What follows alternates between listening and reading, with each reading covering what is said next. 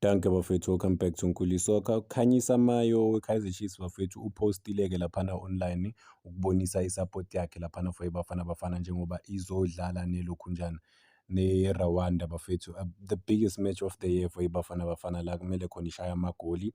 Noma nje ingakwazi ukuwina iBafana Bafana izokwazi ngempela ukuqualify direct ishaye amagoli 2+. Yahluleka ukuwina ilokhunjana i-Benin against Nigeria. Bafana Bafana ya-qualify direct. But-ke ama-comment nawa-ke bafethu, abanye abantu obvious abaphathekile kahle ngokuthi uKhanyisa Mayo upostile for i-support yakhe laphana for iBafana Bafana. Ama-comment engiwabonile under i-post yakhe, abanye abantu bathi right ukusupport iBafana Bafana because he's a South African, yes. Abanye bathi hayi uyaphapha lo Mayo lo wakhona ungenaphi yena kule nto le. I mean at the end of the day bafethu is an individual, kumele athathe ama-decision wakhe naye. If you decide ukusupport iBafana Bafana uyayi-support. Ukuthi ama-fans athini akwatile ngokuthi akuselect ama-player we-Kaizer Chiefs abafethu at the same time. Umuntu akathathe isinqumo sakhe, akangathathi i-decision based on ukuthi ubani uyithathile. Wena thathe yakho ume nayo leyo decision leyo uthi okay, I'm not supporting iBafana Bafana because of this. Don't take into because of usibani naye uthatha leyo decision. Leyo nto leyo isenza siba abantu abanjani if solandelana sonke sithi ngoba usibani wenza kanje nami ngizokwenza kanje. Wonke umuntu akathathele i-decision yakhe bafethu ukuthi ufuna ukwenzani namhlanje. Engihlekisa kakhulu enye, abanye bathi good luck to lo Ntwari goalkeeper we-Kaizer Chiefs. Abanye bathi Rwanda ishaye i-South Africa noma-ke i-draw ne-South Africa ukumake sure ukuthi i-South Africa ayiqualify. They don't even make ama-playoffs because with ama-goals potentially i-South Africa ingakwazi ngempela ukuya kuma-playoffs. I don't know, but ama-playoffs are difficult.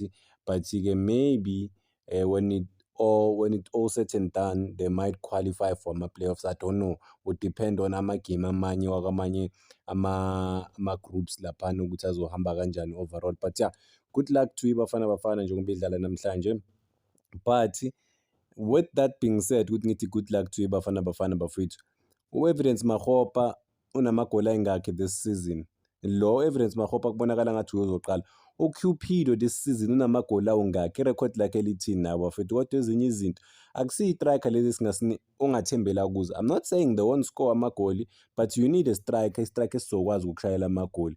But looking at iBafana Bafana as a whole, or looking at isquad lesi esikhona laphana kuBafana Bafana bafethu, hayi abathembisi ukuthi labantu laba bangakwazi ukuwashaya amagoli. But-ke njengoba ngihlezi ngisho ukuthi umuntu akalahlwa. Sobona ukuthi bona bazomisela kanjani overall laphana kuBafana Bafana, nanokuthi-ke are they willing to die for the team, for the country, and do everything and deliver.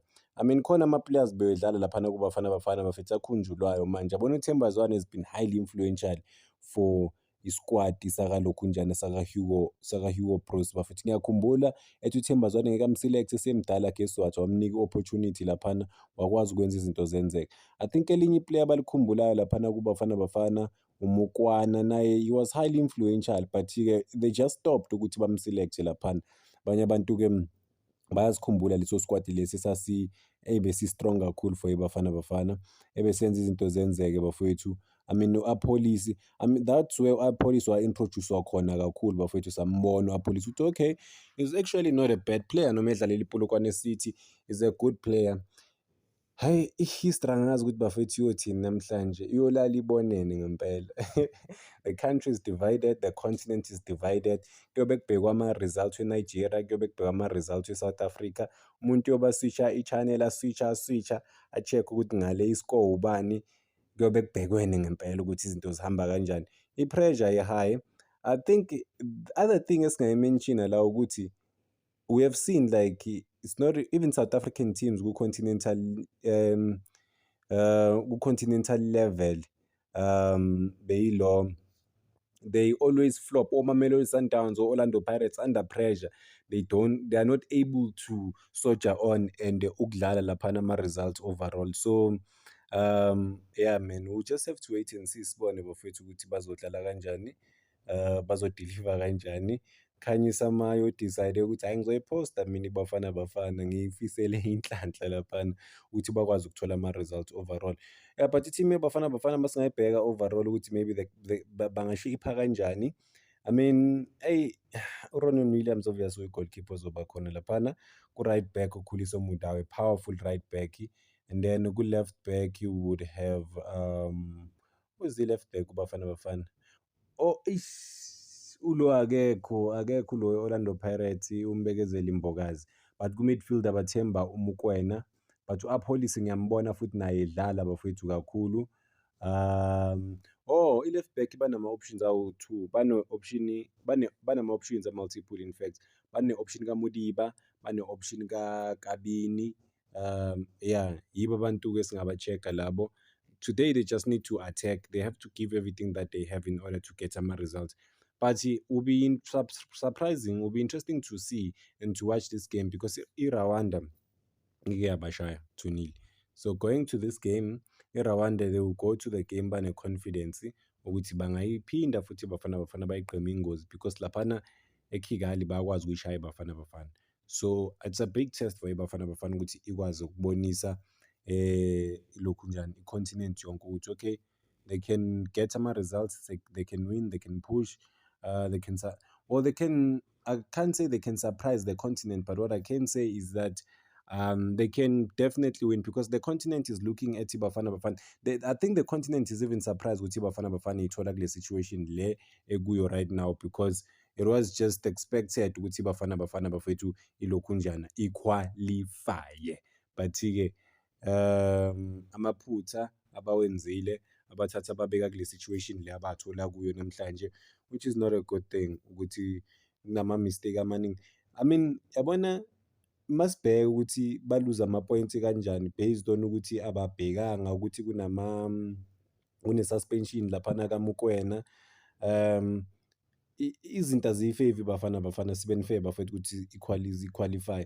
I'm saying this because everything beyi-favour iBafana Bafana ukuthi iqualify direct, but after lento lena yokuthi bona badrop ama-points unnecessary, so not just nje ukudropa i-point but badropa ama-point unnecessary bafowethu ngokuthi banga-check-i izinto zabo nje simple bafethu babheke ama-basics ukuthi okay, this one is not supposed to play, this one is supposed to play, but bona bahlulekile ukwenza lokho. I mean, that shows i-level of ukuthi i-professionalism ikuphi laphana kuBafana Bafana, abantu okumele bagayide izinto. And akekho umuntu abamholda accountable, funny enough, no one, akekho, zero, akekho umuntu abamholda accountable. Lo muntu lo kuthiwa uyo namacala uye bekumele abheka, guess what, ulapha ngimbonile laphana ejimini.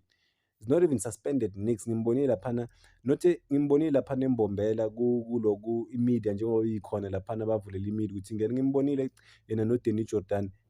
It doesn't care, like it shows ukuthi ayithina no one is held accountable ngayo yonke lento le.